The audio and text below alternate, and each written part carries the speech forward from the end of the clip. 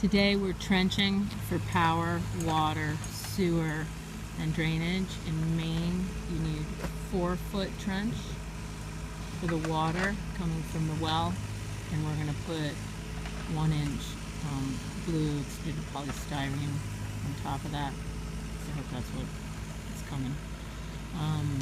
We're trenching the power from the main pole. It's going to be in a 2.5-inch conduit. You don't have to go that big, but we are. For our different lines that are going out to different buildings, we're going to use this 1-inch conduit. We were told not to bury the blue water line, bury the black water line. And for the drainage, we're going to bury this, and also for the sewer, use this Schedule 35 for outside the building because it has a little give to it. And yeah, trenching has just begun. Alright, hope that helps somebody.